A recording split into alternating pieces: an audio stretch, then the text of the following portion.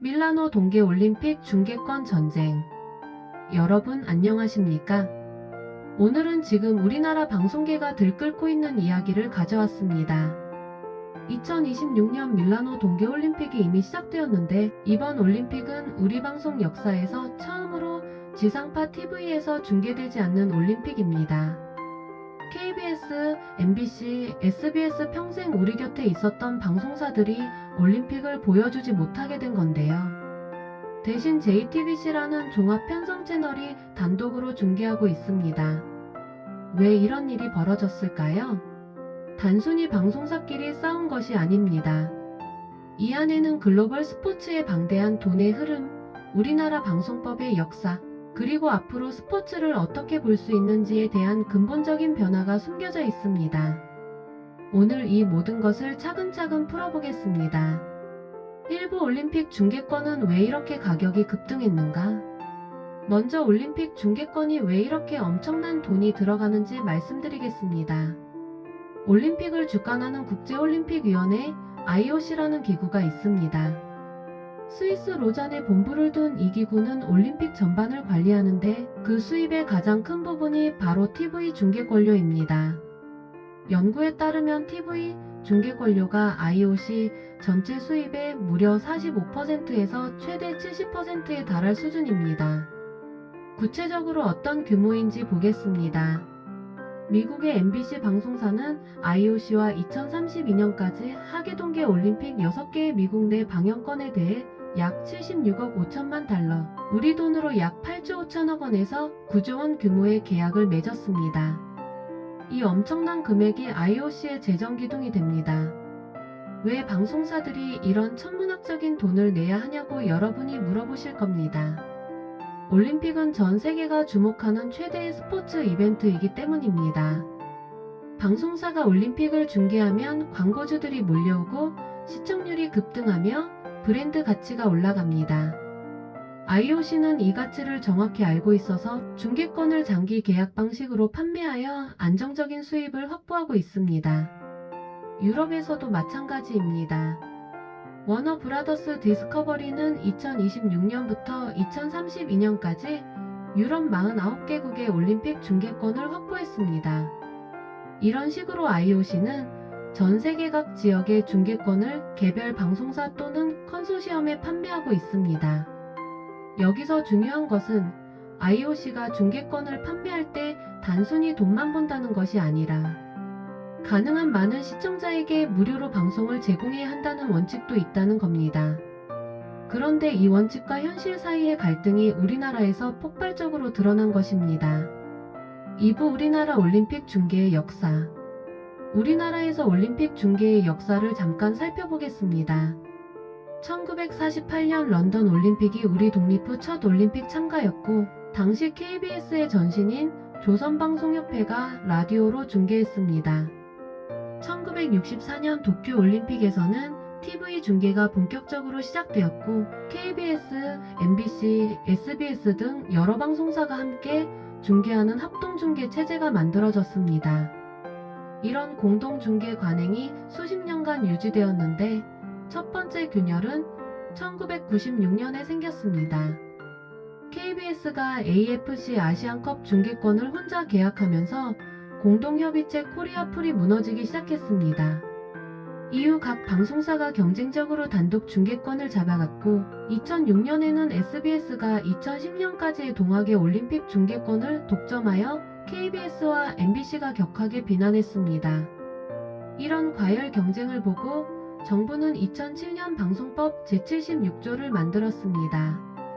이 법의 핵심은 보편적 시청권이라는 개념입니다. 올림픽과 월드컵은 국민 전체 가구의 90% 이상이 시청할 수 있는 수단으로 방송해야 한다는 것입니다. 중계권을 가진 방송사는 다른 방송사에게도 공정하고 합리적인 가격으로 중계권을 제공해야 한다고 규정했습니다. 이 법은 영국의 경험에서 영감을 얻었습니다.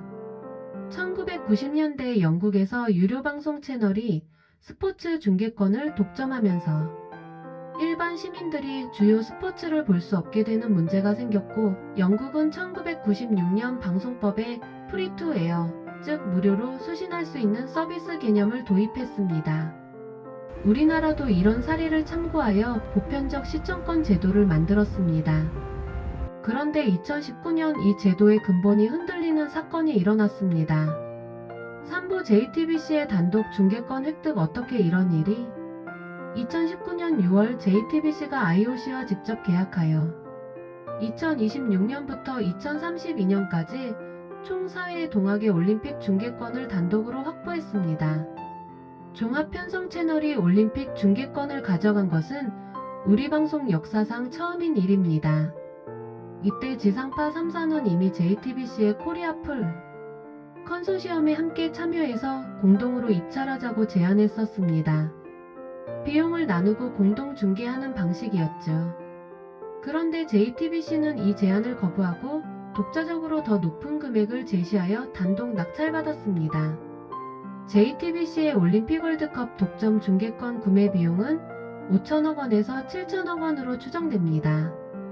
이후 2023년에는 2026년과 2030년 피파 월드컵 중계권까지 추가로 확보했습니다. 이때까지는 설마 단독으로 중계하려는 건 아니겠지라는 기대가 있었습니다.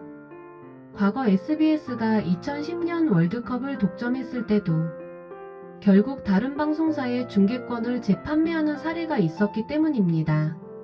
JTBC도 마찬가지로 중계권을 다른 방송사에 재판매하여 비용을 회수하면서 공동 중계를 할 것이라고 많은 사람들이 예상했습니다. 그런데 2025년에 상황이 달라졌습니다.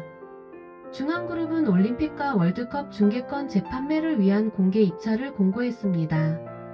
그런데 그 조건이 지상파 3사로서는 수용하기 어려웠습니다. 첫째, 올림픽과 월드컵 중계권을 개별 구매할 수 없고 패키지로만 입찰해야 했습니다. 둘째, 인기가 높은 2030년과 2032년 대회를 구매하려면 먼저 2026년과 2028년 대회를 강제로 구매해야 했습니다. 셋째, 지상파 3사가 서로 협력하여 공동 입찰하는 것까지 금지되었습니다.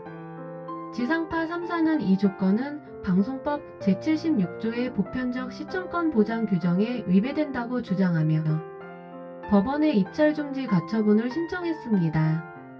그런데 법원은 이를 기각했습니다. 보편적 시청권의 주체는 국민이지 방송사가 아니다는 이유로 지상파 3사의 주장을 받아들이지 않았습니다. 사부 협상의 결렬과 단독 중계의 확정. 2025년 11월까지 JTBC와 지상파 3사 사이에 총 3번의 중계권 재판매 협상이 진행되었지만 모두 결렬되었습니다. 양측의 주장이 정면 충돌했습니다. 중앙그룹 측은 MBC는 비밀 유지 확약서를 제출하지 않고 KBS는 서명까지 한 후 갑자기 입장을 바꿔 문구 수정을 요구하면서 협상에 불참했다고 주장했습니다. 반면 지상파 3사는 중앙그룹이 불공정한 조건을 제시하면서 일방적으로 협상을 이끌었고 구체적인 금액 등의 조건은 제시하지 않은 채 의무만 강요했다고 반박했습니다. 이 과정에서 JTBC는 지상파 3사가 수십 년간 스포츠 중계권을 장기 담합해왔다는 혐의로 공정거래위원회에 제소했습니다. 지상파 3사가 스포츠 중계발전협의회를 구성하여 각 방송사의 단독 입찰을 금지하고 위반 시 위약금을 부과하는 규정을 만들었다는 내용이었습니다. 지상파 측은 이 협의회가 과당 경쟁을 막기 위한 것이었다고 설명했습니다. 결국 2026년 1월 7일 JTBC와 네이버가 공식 중개사로 확정됩니다. 이로써 사상 처음으로 지상파에서 올림픽을 중계하지 못하는 기록이 만들어졌습니다. 다만 JTBC는 다른 방송사의 뉴스와 해설을 위해 경기 자료화면을 매일 4분 이상의 분량으로 무상 제공하기로 했습니다. 그리고 KBS는 이번 동계올림픽 이후에 열리는 동계 패럴림픽 중계권을 확보한 상태입니다. 여러분이 궁금하신 것은 그러면 우리는 어떻게 보면 되나요? 일 겁니다. TV로는 JTBC를 통해 시청할 수 있고 온라인으로는 네이버 스포츠를 통해 실시간 중계를 볼 수 있습니다. JTBC는 전체 가구의 96.8%에 해당하는 가시청 가구를 확보하고 있다고 밝혔습니다. 오부 양측의 이야기 누가 옳고 누가 잘못인가? 이 사건에서 양측 모두 각자의 논리가 있습니다. 어떤 방송사가 맞는지 우리가 단정짓기 어려운 부분이 있습니다. 양측의 주장을 균형 있게 살펴보겠습니다. JTBC 측의 주장을 먼저 듣겠습니다. JTBC는 2019년 IOC와 정당한 계약 절차를 거쳐 중계권을 확보했다고 합니다. 지상파 3사가 수십 년간 공동 협의를 통해 중계권 시장의 진입의 장벽을 높여온 것이 오히려 문제라는 입장입니다. JTBC는 TV와 디지털을 포함한 모든 미디어 플랫폼에 대한 권리를 확보했고 이를 활용한 혁신적인 중계를 약속했습니다. 반면 지상파 3사의 주장은 이렇습니다. 우리나라의 방송법은 올림픽과 월드컵은 전 국민이 무료로 시청할 수 있도록 보장해야 한다고 규정하고 있다고 합니다. 종합 편성 채널은 유료 방송이기 때문에 지상파를 통한 방송이 보편적 시청권의 핵심이라는 주장입니다. 또한 지상파 3사가 수십 년간 각 사당 수백억 원의 적자를 감내하며 공동 중계를 해온 것이 공익을 위한 행위였다고 강조합니다. 여기서 재미있는 반박도 있었습니다. JTBC 측은 현재 국내 가구의 95% 이상이 유료 방송을 통해 TV를 시청한다고 주장하며 지상파만이 보편적 시청권의 수단은 아니라고 했습니다. 이 논쟁에서 우리가 놓치지 않아야 할 점은 양측 모두 자신의 이익과 명분을 동시에 주장하고 있다는 것입니다. JTBC는 혁신과 공정 경쟁을 앞세우지만 거액의 중계 권료를 회수해야 하는 현실도 있습니다. 지상파 3사는 보편적 시청권을 앞세우지만 중계권을 통한 광고 수익과 시청률 확보에 대한 이익도 있습니다. 6부 향후 전망 밝은 면과 어두운 면. 그러면 앞으로 스포츠 중계의 세계가 어떻게 변할지 점검해 보겠습니다. 밝은 면 첫 번째, 디지털과 OTT의 도약. 이번 올림픽에서 JTBC와 함께 네이버가 온라인 중계권사로 선정되었습니다. 앞으로는 TV 앞에 앉아야만 올림픽을 보는 시대가 아닙니다. 스마트폰으로 언제든 어디에서든 원하는 종목을 볼 수 있게 됩니다. 이런 변화는 특히 젊은 세대뿐 아니라 바쁜 시니어 분들에게서도 환영받을 수 있습니다. 밝은 면 두 번째, 경쟁이 콘텐츠 품질을 높일 수 있다. JTBC는 이번 올림픽에서 스타 해설가들과 유명 캐스터들을 확보하고 새로운 제작 방식을 약속했습니다. 단독 중계에게 오히려 더 치밀한 준비와 고품질 방송을 위해 열심히 준비하고 있습니다. 밝은 면 세 번째, 중계권 시장의 투명화 가능성. JTBC는 향후 2026 월드컵과 2028 로스앤젤레스 올림픽 등 차기 대회 중계권 재판매를 위한 다자 협상을 마련하기로 했습니다. 이번의 갈등을 반면교사로 삼아 더 합리적인 중계권 유통 구조가 만들어질 수 있습니다.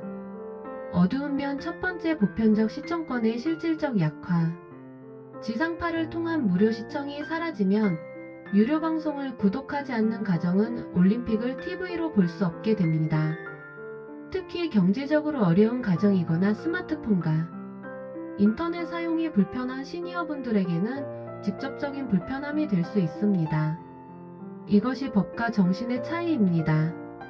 법 안에서 진행되었더라도 그 정신은 흔들릴 수 있습니다.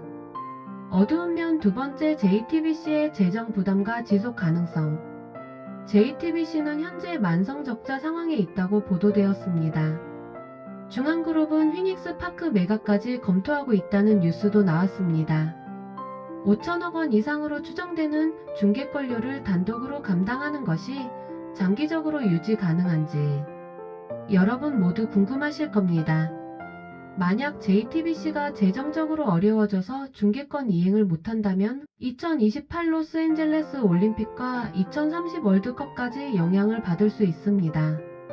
어두운 면 세 번째, 글로벌 트렌드로서 스포츠 유료화의 가속. 이것은 우리나라만의 문제가 아닙니다. 전 세계적으로 스포츠 중계권은 유료 플랫폼으로 이동하는 추세입니다. 미국에서는 MBC, ESPN, 아마존 프라임 등이 경쟁적으로 스포츠 중계권을 독점하고 있습니다. 영국에서도 스카이 스포츠와 같은 유료 채널이 축구, 테니스 등 주요 스포츠를 독점한 오래된 역사가 있습니다. 우리나라도 쿠팡 플레이가 EPL과 NBA, 티빙이 UEFA, 유럽 선수권 등을 독점 중계하는 경우가 늘어나고 있습니다.